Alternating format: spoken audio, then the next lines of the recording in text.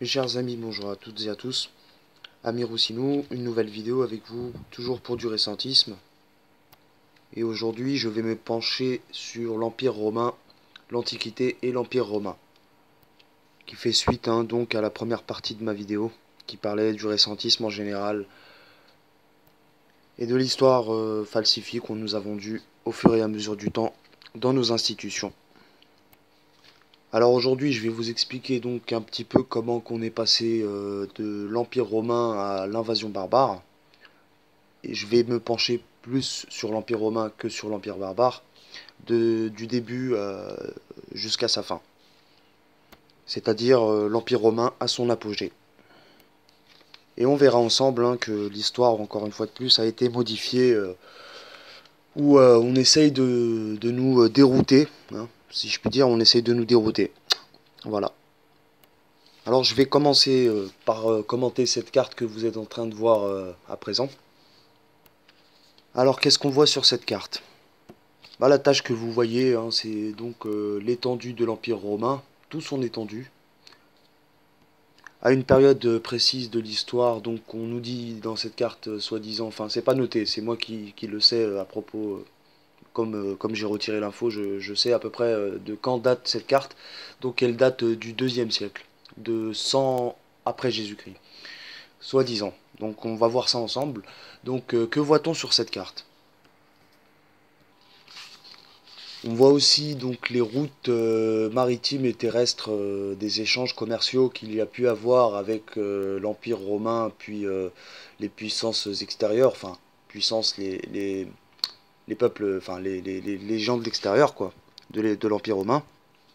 Donc voilà, qu'est-ce qu'on voit dans ces routes? On voit aussi des icônes. Dans ces icônes, on voit donc les objets de commerce qui étaient donc échangés par ces voies. Et dans ces objets, on retrouve donc l'huile d'olive, qui était une grande production apparemment à cette époque, les métaux, pardon, les céréales, les épices, la verrerie, le cuir et la viande. Alors, j'ai remarqué une chose sur cette carte, c'est qu'on voyait, bah, comme vous voyez là, c'est toutes ces icônes à droite, à gauche, par-ci, par-là. Bon, on voit qu'il y a Marseille, Carthagène, Césarée, Carthage, Alexandrie, Jérusalem, Damas, etc., Antioche. Bon, on voit pas mal de villes importantes à cette époque euh, qui étaient importantes pour l'Empire romain. Mais apparemment, moi ce que je vois sur cette carte, c'est qu'il en manque. Et il en manque une en particulier. Si, je ne sais pas si vous faites gaffe, mais si vous savez où se situe Istanbul ou Constantinople, ou plus ou moins, oui, Constantinople, Istanbul, comment qu'on disait avant, ou encore Byzance, qu'on appelait ça Byzance. Donc cette ville n'est pas répertoriée dans cet empire romain. Et je suis persuadé, je le suppose de moi-même, et c'est mon avis, personne n'est obligé de le suivre, bien entendu, je pense que cette ville a été plus l'endroit stratégique qu'on nous fait prétendre que par rapport à Rome. C'est-à-dire que Rome n'était pas tout à fait ce qu'on nous fait croire. On nous fait croire que Rome était le point principal de cet empire. Or que moi, j'estime qu'à partir de ce moment-là, je vois qu'Istanbul, enfin le Constantinople ou encore Byzance, n'est pas répertorié sur la carte. Et pourtant, si vous voyez bien, faites gaffe, vous voyez que les routes maritimes se rejoignent toutes à cet endroit-là. Je peux pas pointer, mais si j'avais pu, je vous l'aurais fait. J'ai fait un montage rapide, donc voilà. Mais si vous savez où ça se situe, vous voyez que toutes les routes commerciales se relient à un moment donné, entre la Macédoine et l'Asie mineure. Et on n'a pas le nom de la ville. Bon, peut-être l'ont-ils fait exprès ou pas, j'en sais rien. Mais en tout cas, ils essayent de nous dérouter. À ce moment-là, pour moi, c'est clair, quoi. Et qu'est-ce qui me fait comprendre que cette Byzance aurait été plus la capitale de l'Empire romain que Rome? C'est que je vois apparemment tous les icônes qu'il y a autour. Et dans les icônes qu'on voit autour, je remarque qu'on voit beaucoup de céréales, des produits céréaliers qui étaient autour de Byzance. On voit aussi beaucoup la viande. On voit l'huile d'olive. Bon, mais pour moi, c'est les épices, les céréales. Et oui, c'est les épices, et les céréales et la viande qui font que ce soit l'importance de ces matières qui fait que tout soit concentré autour de cette capitale, si je puis dire, de la capitale de l'Empire romain. C'est donc bien ça qui me fait comprendre que, pour moi, ça aurait été certainement Byzance qui aurait été cette capitale de l'Empire. Pourquoi? Parce qu'elle avait tout autour d'elle. Elle avait tous ces produits dont elle... alors que quand vous voyez Rome, à Rome, autour de Rome, il n'y a rien, quoi. Je veux dire, fallait aller chercher la viande de l'autre côté en Macédoine et fallait traverser soit l'Adriatique ou faire le tour par les Alpes. Hein. Donc ça me paraît un peu insensé de ce point de vue-là. Et même stratégiquement parlant, oui, Byzance est bien plus protégé que Rome contre les envahisseurs, c'est clair. Mais vous verrez pourquoi je vous dis que Byzance était le point principal de cet empire. On verra ça plus tard, tout à l'heure, je l'espère, Inch'Allah. En tous les cas, sachez que ce qu'on nous vend, Rome, pour moi, enfin, c'est selon toujours Fomenko et ses analyses. Bon, il va trop loin, certes, je l'avoue, je l'accorde, mais dans l'essentiel de ce que j'ai pu retenir, c'est qu'il dit que l'Empire romain, en fait, s'est constitué à partir des 1400, 1500, quoi, 16e siècle, 15e, 16e siècle, voilà. Comme j'avais pu vous le dire auparavant dans une autre vidéo, quoi. Donc bon, cet empire-là, ce qu'on nous vend, on nous a vendu un peu, c'est désordonné, quoi. Faut s'y retrouver, faut essayer de comprendre, chercher à comprendre. Et on verra pourquoi donc cet endroit-là est bien plus stratégique. Mais il a aussi été un petit peu enfin, je parle pour Byzance, hein, quelle a été cette ville par rapport à l'invasion barbare. On verra ça tout à l'heure ou plus tard dans une prochaine vidéo. Je parlerai plus de ces barbares dans une prochaine vidéo. Hein.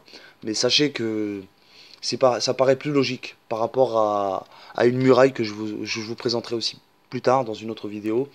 Une muraille dont on prétend qu'elle n'aurait pas été faite par l'empereur Trajan. Trajan, c'était un empereur romain, et le dernier d'ailleurs de l'Empire après sa chute, enfin avant sa chute. Et donc Trajan, il y a une muraille en Moldavie, en Ukraine-Moldavie, dans une certaine région qui parle, enfin on aurait retrouvé une muraille. Et cette muraille, elle s'appelle de Trajan parce qu'on n'est pas sûr, enfin, soi-disant, ils sont pas sûrs qu'elle vienne de lui. Voilà. Ils n'ont aucune preuve que cette muraille provient de lui. Et il est possible justement que cette muraille provienne de lui, puisque quand on entend que l'invasion barbare a eu lieu juste après la chute de l'Empire romain, il est possible. Bon, enfin bref. Donc comme je disais, aurait-elle servi à ça, à l'invasion, contre l'invasion barbare, hein, cette muraille? Wallahu alam, hein, que Dieu est le plus savant. Ceci étant dit, pour comprendre qu'est-ce qui s'est passé, il faut donc remonter au temps, le premier empire romain, quoi. Bon, on nous a souvent rabâché l'esprit avec Jules César, qui en fait serait un personnage fictif, bien sûr, comme d'autres personnages que je vous avais montré auparavant dans la série première, hein, avec les Clovis, tout ça c'est fictif, paraîtrait-il. Donc pour Jules César, il en serait de même. Cependant, il y a des empereurs tels que Trajan, comme je vous ai dit, qui auraient certainement bien existé. Donc l'Empire romain a bien existé, hein, mais pas à la date qu'on la situe. Voilà, c'est ce que je disais auparavant. Et pour ce qui est de l'empereur Trajan, il y a eu Adrien qui l'a succédé. Il aurait existé aussi. Et après Adrien, on a Julien. Ouais, c'est ça, l'empereur Julien. Et je crois que c'est le dernier d'ailleurs de l'Empire romain. Voilà, mais en fait, quand on regarde la carte, on se rend compte que donc Trajan n'était pas le premier empereur, qu'il y a eu Auguste auparavant. Hein. Voilà, Auguste, l'empereur Auguste, et après Auguste, il y a eu Trajan.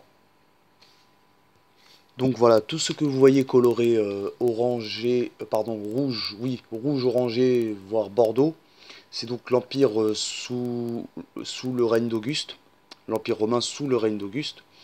Et donc tout ce qui va de plus en plus clair, donc ça a été annexé après. Donc on voit l'Italie, soi-disant, qui est la première. Enfin, c'est normal, hein, c'est soi-disant ce qu'on nous présente, quoi, que les Romains seraient venus d'Italie. Bref. Donc voilà. Et ce qu'on voit de plus en plus clair, en fait, hein, c'est les conquêtes au fur et à mesure qui ont eu lieu sous l'Empire. Et on voit en jaune ce que Trajan a fait après Auguste. Voilà. Donc le jaune, c'est l'extension de l'Empire après la mort de Auguste, de l'empereur Auguste, donc sous le règne de Trajan. Et remarquerez-vous que on voit, à un moment donné, on voit Limes. Je sais pas si vous faites gaffe sur les plans en bas. Je veux dire dans les références de la carte en bas. Et vous voyez tout en bas à droite, Lim. C'est ça, Lim, avec des traits. Et on retrouve ces traits où? Bon, bah, les limites, quoi, c'est des limites. Et les limites, elles sont donc, on voit au nord de la Gaule, donc en Germanie supérieure. Si vous faites gaffe, vous voyez avec moi, il y a le champ d'Écumate. Le champ d'Écumate, donc une partie qui a été annexée aussi sous l'empereur Trajan, après la mort d'Auguste, ou pendant la mort d'Auguste. Et donc cette limite, elle s'arrête là pour l'Empire.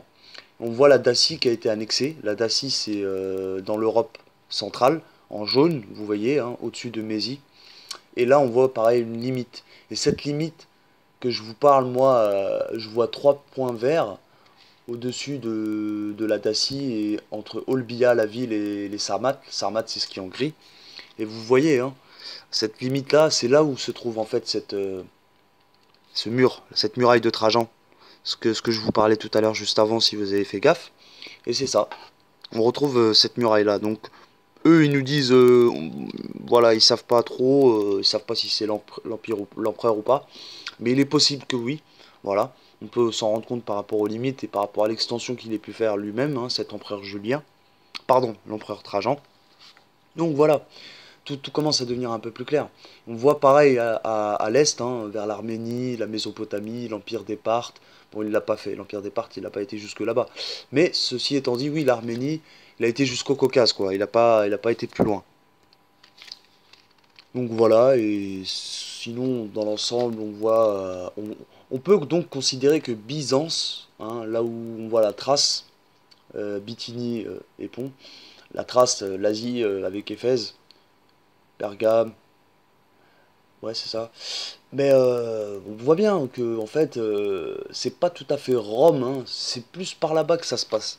Même par rapport à l'extension de cet empereur, on peut considérer qu'il est parti de Byzance pour conquérir, on va dire, la Dacie, la Mésopotamie, l'Arménie et l'Arabie. Tiens, d'ailleurs, on voit aussi qu'il y a une partie de l'Arabie qui a été colonisée par Trajan. Donc voilà. Et tout ceci au deuxième siècle après Jésus-Christ. C'est pas tout à fait clair. Ça me fait rappeler une petite, euh, une petite anecdote. Mais bref. Mais ce qui est le plus incohérent dans tout ça, c'est que quand on voit la fiche Wikimedia, pardon, Wikipédia, Trajan serait l'empereur romain tout simplement, tout court. On ne voit aucune dynastie, aucune succès. Enfin, on prétend de lui qu'il serait le premier empereur à s'être installé en province hors de Rome, hein.